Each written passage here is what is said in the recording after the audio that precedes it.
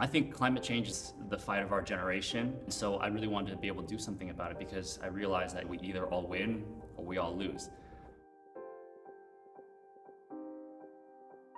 Hi, I'm actor Kenny Leu. You may have seen me in a few things such as Midway, NCIS, Dragon Ball Z, Light of Hope, and Yakuza Princess. I have a new film coming out called A Shot Through the Wall, and I recently just joined the board of Earthshot.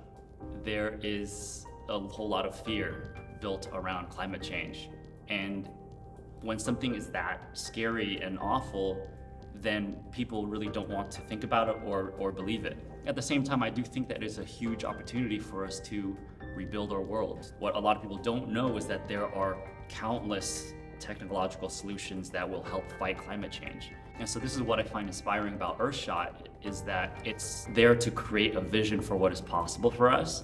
The gaming component, I think, is the real genius part of what Earthshot is doing. As a kid who grew up in the 80s and the 90s, video games are such an important part of my culture. I have learned a lot from video games, just the way that I think about the world and also how to interact with the world. And I think it has a really good chance at informing us and educating us and bringing awareness to a lot of the nitty-gritty details that otherwise would feel very technical, but could also be a lot of fun.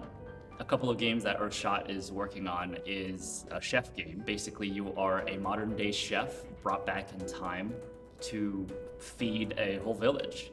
And you have to be able to work with the earth with no electricity to feed a whole lot of people, and how to grow crops from the very beginning all the way to like when it ends up on a plate. And that's fun for me because one of my favorite games is Stardew Valley. I also love a game called Don't Starve Together that I like to play with my wife. The second game is a racing game. You have this electric vehicle and you're trying to run away from the bad guys who have like a very traditional automobile.